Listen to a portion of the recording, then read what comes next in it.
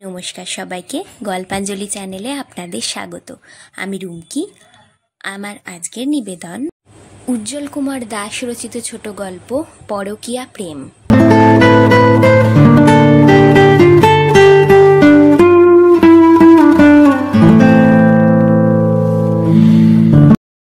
অনেক অভিধান ঘেঁটে আমার স্ত্রীর নাম রেখেছিল আমার শ্বশুরমশাই মধুমতি। তখন অবশ্য সবই জড়পিণ্ড।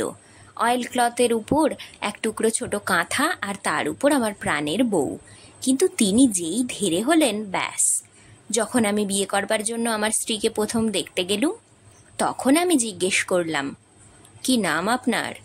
তখন লাজুক লাজুক মুখে বেশ মিহিসুরে টেনে বললেন, মধুমতি সাহা। আমার কানে তখন এমন সুর বেজে উঠল যে মনে মনে বললাম, আহা আহা। কিন্তু বিয়ের তেরাত্তির পেরোতে না পেরোতেই মধুমতির খোলস ছেড়ে সংসারের সার্কাসে ভানুমতির খেলা দেখাতে শুরু করে দিল। তখন মধুমতির কোথায় সেই মধু আর কোথায় সেই মতি, সব গুবলেট। তারপর তো কিছুদিন যেতে না যেতেই আমার স্ত্রীর শরীরে যাবতীয় রোগের আড্ডা বাসা বাঁধতে শুরু করলো। দিনে দিনে গায়ে গতরে ফুলতে শুরু করলো, যেন ঠিক বম্বের টুনটুনের দ্বিতীয় সংস্করণ। তারপরে সে উপস্থিত হলো বাত, দন্তশূল, অম্বল ইত্যাদি। সব যেন হাত ধরাধরি করে লাইন ধরে আসছে আর যাচ্ছে। এ যেন এক নিরন্তর গতি। জীবনটা একেবারে অতিষ্ঠ হয়ে উঠেছে। মাঝে মাঝে ভাবি, বিয়ে করে কি না ভুল করেছি। কিন্তু এ ভুল সংশোধন করবার কোনো উপায় নেই। ভুল সংশোধন কেবলমাত্র পরীক্ষার খাতায় চলে, কিন্তু জীবন খাতায় একদম চলে না।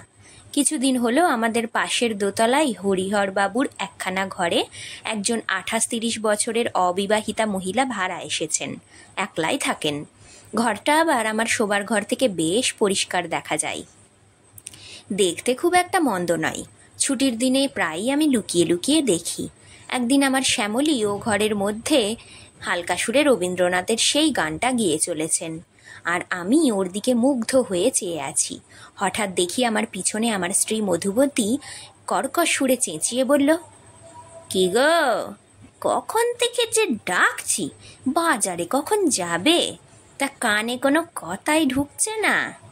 ওই দিকে কি অত মন দিয়ে দেখছো দেখি? বলে গিয়ে জানালার সামনে দাঁড়িয়ে দেখে শ্যামলী নিচে সেই গানটা গাইছে। ব্যাস। হ্যাঁ, তাই তো বলে চোখগুলো বড় বড় করে বলল, আমার কথা শুনবে কি করে? আমি গোবেচারির মতো বললাম, কেন কেন হয়েছে কি? কি আর হবে, ভাগ্যিস আমি দেখলাম, আরো পরে দেখলে কি সর্বনাশী না হয়ে যেত। কেন, কি সর্বনাশ? দেখো, অত ন্যাকামো করো না। সকালবেলা ওই জানালা দিয়ে ওই ছুঁড়িটার নাচ দেখছিলে না? ভাবো আমি কিছু বুঝি না, ঘাসে মুখ দিয়ে চলি না? সব বউদেরই এই একই রোগ। নিজের শাড়ির মতো নিজের স্বামীটিকে ব্যক্তিগত সম্পত্তি মনে করে। অন্য কেউ তা গায়ে জড়াক, তা তারা মোটেই পছন্দ করে না। থাক, স্ত্রীর ধাতানি খেয়ে লুঙ্গির উপর পাঞ্জাবিটা গলিয়ে বাজারের থলিটা নিয়ে বাজারের দিকে রওনা দেখছি। এমন সময় ঠিক রান্নাঘর থেকে স্বাদবাড়ি শুনিয়ে মধুমতি বলল, রুই মাছের মাথা এনো কিন্তু। মাসের শেষ, রুই মাছের মাথা? মনে মনে গালাগাল দিয়ে বললাম, রুই মাছের মাথা না এনে তোমার মাথা আনবো। বলে বেরিয়ে এলাম। রাস্তায় নেমেই আবার চোখটা চলে গেল সেই হরিহর বাবুর দোতলার বারান্দায়। তাকিয়ে দেখি শ্যামলী বারান্দায় দাঁড়িয়ে আছে। পিঠে ছড়িয়ে আছে একরাশ কালো চুল, যেন কোনো তেল কোম্পানির বিজ্ঞাপনের মডেল। আমার দিকে চোখ পড়তেই শ্যামলী ঠোঁটে একটু হাসি খেলে গেল। হঠাৎ আবার মধুমতির কথা মনে পড়তেই পেছনের দিকে আমার বাড়ির বারান্দায় তাকিয়ে দেখলাম মধুমতি দাঁড়িয়ে আছে কি না। না, নেই। তাই আমিও শ্যামলীর দিকে একটু মুচকি হেসে বাজারের দিকে রওনা হলাম। প্রতি রবিবারই বাজার সেরে আসবার সময় শম্ভুর দোকানে কাঁচা পাকা দাড়িগুলো একটু কামিয়ে আসি। সেদিনও শম্ভুর দোকানে গিয়ে আয়নার সামনে গিয়ে বসলাম। আয়নার দিকে তাকিয়ে নিজেকে কীরকম বুড়ো বুড়ো বলে মনে হলো। সারা মাথায় কাঁচা পাকা চুলে ভর্তি, গালে এক গাল দাড়ি। পাকা চুল নিয়ে আর যা কিছু করা যায়, কোনো সুন্দরী যুবতীর হৃদয় কখনোই জয় করা যায় না। স্বামীর চুল পেকে গেলে বউরাই ঘ্যান ঘ্যান করে, আর প্রেমিকা, ওরা তো পাত্তাই দেবে না। যাই হোক, শম্ভুকে বাকিতে চুলটা ভালো করে কলপ করিয়ে নিয়ে মুখের দাড়ি কেটে আয়নার সামনে দাঁড়িয়ে নিজেকে দেখে নিজেরই বিশ্বাস হচ্ছে না, বয়স যেন অনেক কমে গেছে। যাই হোক, খোশ মেজাজ নিয়ে বাড়ির দিকে রওনা দিলাম। বাড়িতে গিয়ে পৌঁছালাম বেলা 11টা। আমার পায়ের শব্দ শুনেই মধুমতি মধু বর্জন করে চিৎকার করে বলল, কি হলো, বাজারে গিয়ে কি ঘুমিয়ে পড়েছিলে নাকি? তোমার মাথা আনতে গিয়ে, সরি, রুই মাছের মাথা আনতে গিয়ে দেরি হয়ে গেল।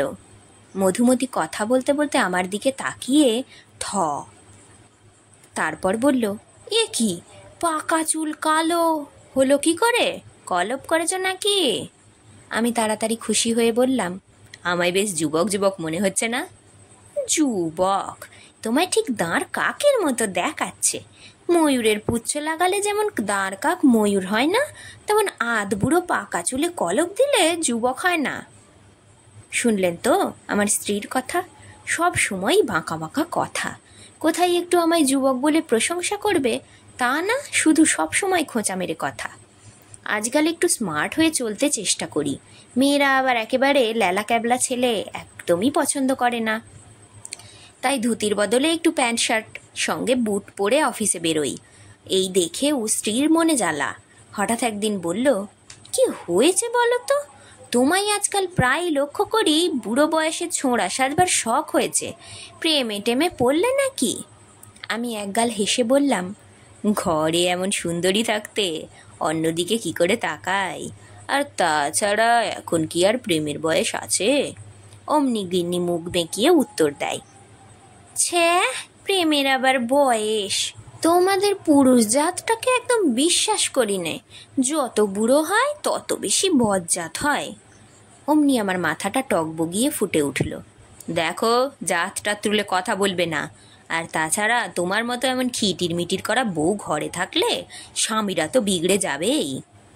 আমার কথা শেষ হতে না হতেই আমার মধুমতি গর্জে উঠে এমন বলল, কি, আমি তোমার সাথে খিটির মিটির করি? এই আওয়াজে পাড়ার যেন একটা ছোটোখাটো ভূমিকম্প হয়ে গেল।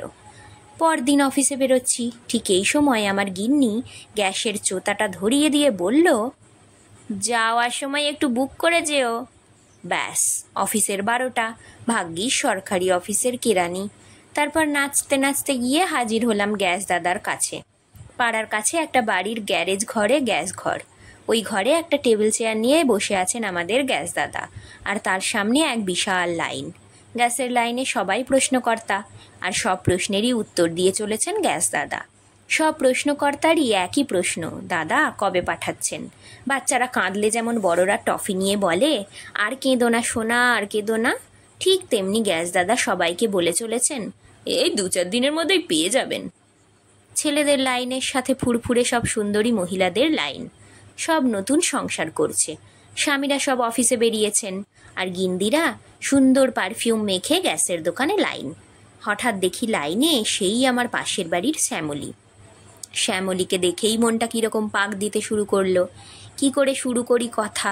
যদি কথা বলতে গিয়ে কোনো অসংলগ্ন কথা বলে ফেলি তাহলে তো আর রক্ষে নেই। এই বয়সে পাবলিকের হাতে মার খেয়ে আমাকে এই ধরাধাম ত্যাগ করতে হবে। ভাবতে ভাবতেই হঠাৎ দেখি আমার পায়ের সামনে একটা সুন্দর রুমাল পড়ে আছে। আমি তাড়াতাড়ি তুলে শ্যামলীর দিকে হাসি হাসি মুখ করে বললাম, এটা কি আপনার? শ্যামলীও হাসির বিনিময়ে হাসি দিয়ে বলল, হ্যাঁ আমার। তারপর আমার হাত থেকে রুমালটা নিল। রুমালটা নেওয়ার সময় শ্যামলীর নরম নরম হাতের ছোঁয়ায় আমার শরীরের রক্তে এক শিহরণ খেলে গেল। তারপর ধীরে ধীরে শ্যামলীর সাথে আলাপ জমাতে শুরু করলাম, আর মনে মনে আমার মধুমতিকে ধন্যবাদ দিলাম। মধুমতি যদি আমায় আজ এই গ্যাস দাদার কাছে না পাঠাতো তাহলে শ্যামলীর সাথে আলাপ করার সুযোগই পেতাম না। কিছুক্ষণের মধ্যেই আমাদের দুজনেরই গ্যাস দাদার সাথে চুকে গেল। তারপর ওই গ্যারেজ ঘর থেকে কনুইয়ের গুঁতো খেয়ে এবং দিয়ে খোলা আকাশের নিচে দাঁড়ালাম। শ্যামলী আমায় জিজ্ঞাসা করলো, আপনি কোথায় যাবেন? আমি ডালহৌসি। ভালোই হলো, আমিও ওই পথেই যাব, চলুন একসাথে যাওয়া যাক। দুজনে হাঁটতে হাঁটতে এসে দাঁড়ালাম বাস স্ট্যান্ডে। লোকে লোকারণ্য, সবাই বাসে উঠবে, বাস আসছে, কিন্তু তাতে খুব কম লোকই উঠতে পারছে। বেশিরভাগ বাসই বাদুড়ঝোলা। তারপর অনেক কষ্টে একটা বাসের মধ্যে আমি আর শ্যামলী দেহের কসরত দেখিয়ে উঠলাম। বাসে আর তিল ধারণের জায়গা নেই। শ্যামলীর শরীরটা আমার শরীরের উপর লেপ্টে আছে। আমার বুকের উপর পড়ে আছে ওর সুগন্ধি একরাশ কালো চুল। তার গন্ধে আমি মোহিত হয়ে উঠেছি। জীবনটা যেন মনে হচ্ছে কবিতা। হঠাৎ মনে হয়, এ কি করছি আমি, এ পাপ। ঘরে আমার স্ত্রী আছে। শ্যামলীর কাছ থেকে দূরে সরে যেতে চাই, কিন্তু নিরুপায়। বাসের ভিড়ে এপাশ থেকে ওপাশ হবার উপায় নেই। কি সুন্দর নরম তুলতুলে শরীর। মনে হয় যেন ভগবান মোম আর মাখন মিলিয়ে শ্যামলীর শরীর তৈরি করেছেন। কিছুক্ষণের মধ্যেই এসে হাজির হলাম ডালহৌসি। সময় যেন হুশ হুশ করে চলে গেল। রোজ বাসে যেতে যেতে জ্যামে পড়তে হয়, কিন্তু আজ একদম জ্যাম নেই। বাস থেকে আগে নেমে রাস্তায় পা রেখেছি। শ্যামলী নামতে গিয়ে হঠাৎ দেখি পড়ে যাচ্ছে। আমি তাড়াতাড়ি এগিয়ে গিয়ে হাতটা এগিয়ে দিলাম। আমার হাতের উপর ভর দিয়ে টালটা সামনে নিল। এদিকে আমার হাতটাও ধন্য হলো। তারপর দুজনে নেমে কথা বলতে বলতে এগিয়ে গেলাম। আমি আমার অফিসে ঢুকে গেলাম। আর আমার অফিসের পাশের বিল্ডিংয়ে একটা প্রাইভেট ফার্মে কাজ করে শ্যামলী। সত্যি, একথা ভাবা যায় না। যাক, আসবার সময় আবার আমরা দুজনে ফিরি। শ্যামলীর অফিসে রোজ 9টায় হাজিরা, কিন্তু আমার সরকারি অফিস, যখন হোক গেলেই হলো। বডিটাকে একসময় অফিসের মধ্যে শো করতে পারলেই ব্যাস। মাঝে মাঝে অবশ্য অফিসের হেড ক্লার্ক থাকে, আমরা সম্মান দিয়ে বড়বাবু বলি। তিনি আমায় অনেকদিন বলেছেন যে একটু তাড়াতাড়ি আসবেন, কিন্তু আমি ওসব কথাই কোনোদিনই কর্ণপাত করিনি। এ পৃথিবীতে বাঁচতে গেলে সব কথা কানে তুলতে নেই। যদিও তা ঢোকায়, তা অপর কান দিয়ে আবার বাতাসে ছেড়ে দিই। আমার দেরিতে আসার সুবাদে অনেকেই আমায় মাঝে মাঝে রঙ্গরসিকতা করে, অর্থাৎ যার অপর কথা টিপ্পনি কাটে। আমার নাম দিয়েছে লেটুবাবু, কিন্তু আমার তাতে কিছু যায় আসে না। আমি যেমন চলছি তেমন চলবো। চাকরি তো যাওয়ার কোনো ভয় নেই। এ তো আর প্রাইভেট ফার্ম না যে একটু দেরি হলেই মাইনে কাটা। তারপরেও যদি বেয়াদপি করি, চাকরি নট। এ হচ্ছে সরকারি চাকরি। একদিনের কাজ 10 দিনে করব, মাঝে মাঝে ওভারটাইম করব।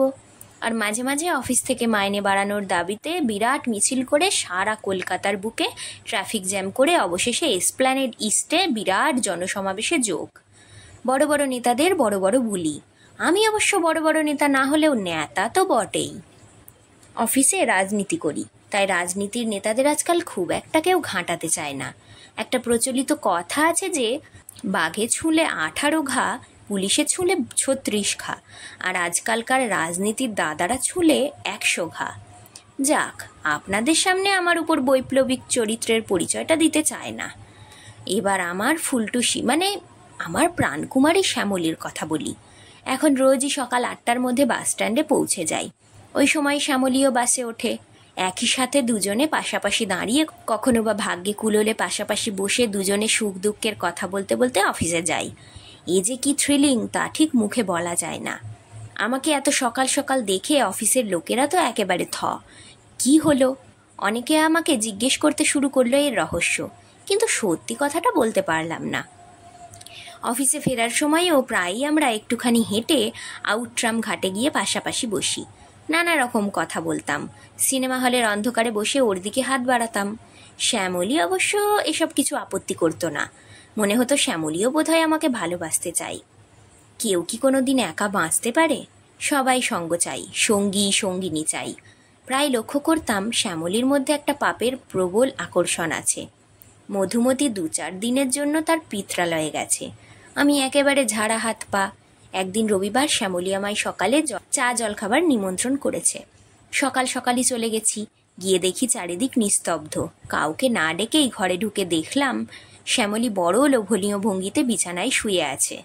বুকের উপর থেকে শাড়ির আঁচলখানা সামান্য সরানো, পরনে লাল রঙের ব্লাউজ।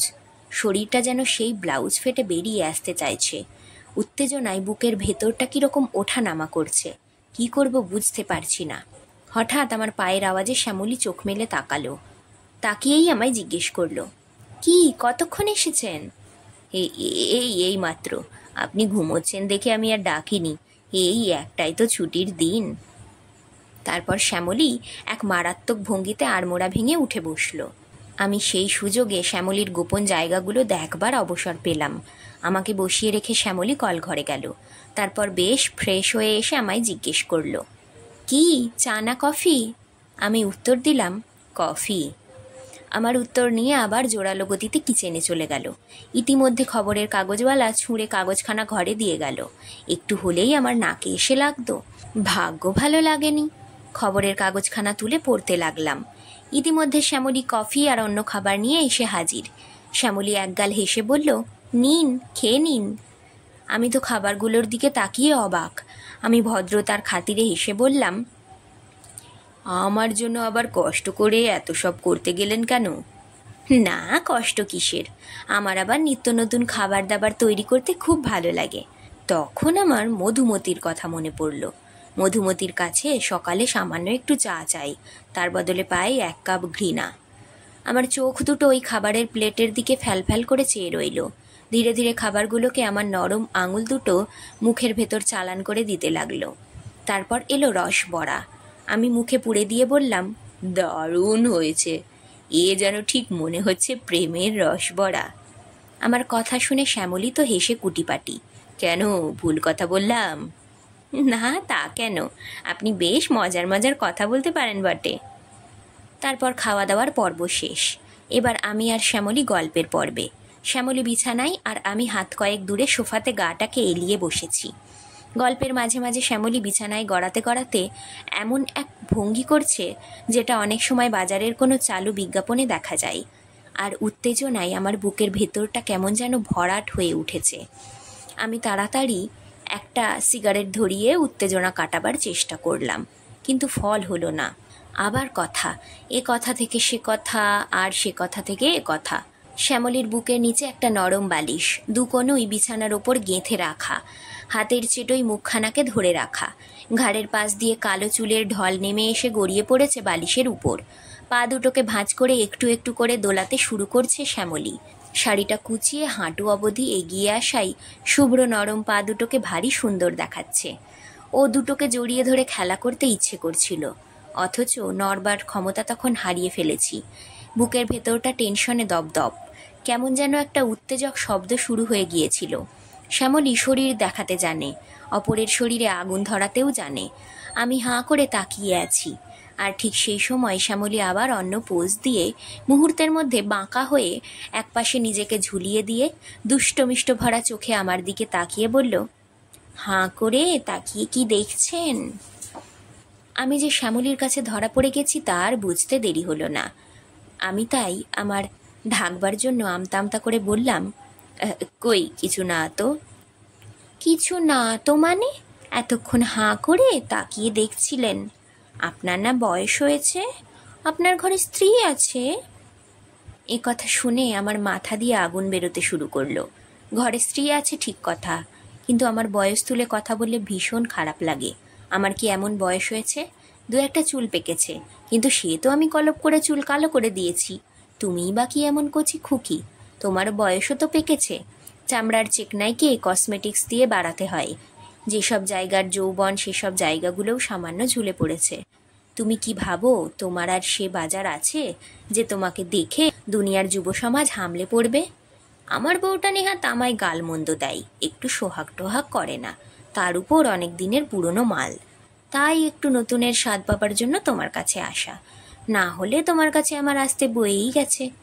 আমার উপরিউক্ত কথাগুলো অবশ্য সবই মনে মনে, ভাষায় প্রকাশ করলে এখনই এমন ক্যাঁত করে লাথি কষাবে না, পাক খেতে খেতে গিয়ে মুখ থুবড়ে পড়তে হবে সেই নর্দমায়। তার থেকে চুপ মেরে থাকাই বুদ্ধিমানের কাজ।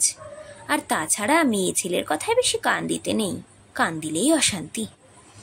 আমি আবার খুব শান্তিপ্রিয় মানুষ, তাই আমি যুদ্ধ নয় শান্তি চাই।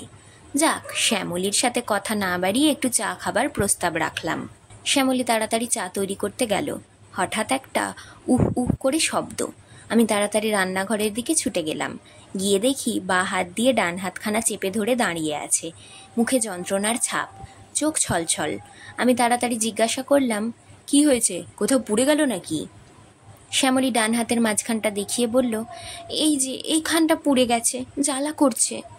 পুড়ে যাবার বিশেষ লক্ষণ আমার অবশ্য চোখে পড়ল না। হাতের মাঝখানে সামান্য একটু ফোসকা। তবুও দরদি কণ্ঠে বললাম, ইস, খুব জ্বালা করছে তাই না? কি করে পুড়ল? এই একটু পাঁপড় ভাজতে গিয়েছিলাম আর তেল ছিটকে এসে পড়েছে। কি দরকার ছিল, একটু আগেই তো সব খেলাম, এখন শুধু চা হলেই হতো। থাক, চলুন, বার্নাল জাতীয় মলম আছে? হ্যাঁ আছে, কিন্তু ও তো লাগালে খুব জ্বলবে। আরে না না, আমি লাগিয়ে দিচ্ছি। তারপর আমি শ্যামলীকে রান্নাঘর থেকে এনে ধীরে ধীরে নরম বিছানায় শুইয়ে দিলাম। সামনের দিকে প্রসারিত হয়ে আছে শ্যামলীর নগ্ন হাত। আমি বার্নলের টিউব থেকে মলম নিয়ে হাতে বার কয়েক ঘষতেই হাতের জ্বালাটা কমে গেল। শ্যামলী মিষ্টি হেসে বলল, আপনি বেশ জাদু জানেন দেখছি, আমার জ্বালাটা অনেকটা কমে গেছে। আপনার জ্বালা জুড়োবার জন্যই তো আমার বেঁচে থাকা। যেদিন থেকে শুনেছি আপনার প্রেমিক আপনাকে ধোঁকা দিয়ে চলে গেছে, আর সেই দুঃখে আপনি এখনো বিয়ে করেননি, সেদিন থেকেই বুঝেছি আপনার কত দুঃখ, কত জ্বালা। শ্যামলী বলল, নিন, এবার হাতটা ছাড়ুন, অনেকক্ষণ ধরে আছেন। হাতটা ছাড়তে প্রাণ চায় না, মনে হয় চিরকাল ধরে রাখি। কি সুন্দর আপনার হাতখানা, কি নরম, ঠিক মাখনের মতো। শ্যামলী মুচকি হেসে বলল, তাই নাকি? আপনার স্ত্রীর হাতও তো ঠিক এই রকম, তাই না? কি যে বলেন, সে হাত তো শিলনোড়ার মতো শক্ত পাথর, আদর করে ধরলে হাতের মালিক খ্যাঁক করে ওঠে। আমার কথা শুনে শ্যামলী বলল, আপনারও খুব দুঃখ, তাই না? হ্যাঁ, কে আর বুঝলো বলুন। এদিকে শ্যামলী আমার পাশে এসে গায়ে গা লাগিয়ে বসেছে, আর তখনই আমার একমাত্র স্ত্রী মধুমতির কথা মনে পড়ছে। গায়ে গায়ে শ্যামলী, ত্বকে ত্বকে শ্যামলী, দেহের উত্তাপ, চুলের সুগন্ধ, শরীরের পাহাড় পর্বত উপত্যকায়। ধ্যাত্তেরিকা, মধুমতি মোটা অম্বল বাতের রুগী। ধীরে ধীরে আমার একটা হাত শ্যামলীর কাঁধ আর খোঁপার ওপর দিয়ে ঘুরে গিয়ে আঙুলগুলো ওপাশের বুকের ওপর খেলা করছে। এদিকে শাড়ির একটা দিক খুলে পড়েছে। শ্যামলীর বিশাল খোঁপাসহ মাথা আমার কাঁধে। উত্তেজিত গরম নিঃশ্বাসে আমার বুক ওঠানামা করছে। খোঁপা খুলে গেছে। তখন আমি ভাবছি, শ্যামলী কি সুন্দরী। শ্যামলীর লাল টুকটুকে ঠোঁটের ওপর আমার তৃষ্ণার্ত ঠোঁট। আমার জিভ ক্ষুধার্তভাবে চলে এলো শ্যামলীর সুগন্ধি মুখের ভেতর। ছুঁয়ে ছুঁয়ে যেতে লাগলো সুন্দর সারিবদ্ধ দাঁত, জিভ, ঠোঁটের ভেতরের নরম জমি। এ তো শুধু সুখ নয়, স্বর্গ সুখ। ঘরের বউকে ছেড়ে অন্য মেয়ের সাথে বেশ ভালোই লাগে। আমি শ্যামলীর কানের কাছে মুখ রেখে বলি, শ্যামলী, তুমি কি দারুণ। আমার কথা শুনে শ্যামলী খিলখিল করে হেসে ওঠে, আর তখনই আমার চুলের পেছনের দিকে একটা প্রচণ্ড টান অনুভব করি। ওই টানেই আমার দেহখানি শ্যামলীর দেহ থেকে আলাদা হয়ে সোজা মাটিতে দাঁড়িয়ে পড়ি আমি।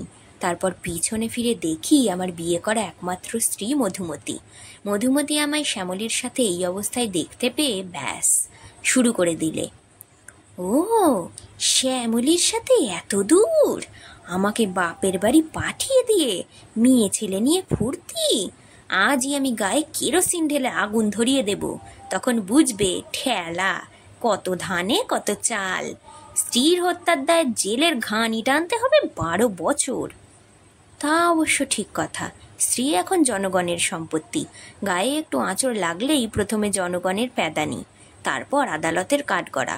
কিন্তু ওনারা আমার মাকে কাশিবাসি করাবেন, আমাকে সারা জীবন হামানদিস্তে ফেলে পিষবেন, কিন্তু কিছু বলা যাবে না। সারা জীবন শুধু বলির পাঁঠার মতো ব্যয় ব্যয় করে চলো।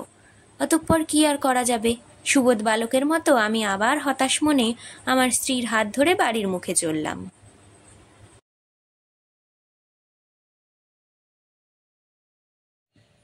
আজকের গল্প পাঠ এখানেই শেষ। গল্প পাঠ ভালো লাগলে অবশ্যই একটা লাইক দিয়ে যাবেন, আর নিজের চেনা পরিচিত মানুষদের সাথে শেয়ার করে দেবেন। আর আজ যারা নতুন আমার চ্যানেলে, অবশ্যই সাবস্ক্রাইব করবেন। আপনার একটি সাবস্ক্রিপশান আমাকে আরও অনেক নতুন গল্প পড়তে অনুপ্রেরণা যোগাবে। ধন্যবাদ, ভালো থাকবেন সবাই।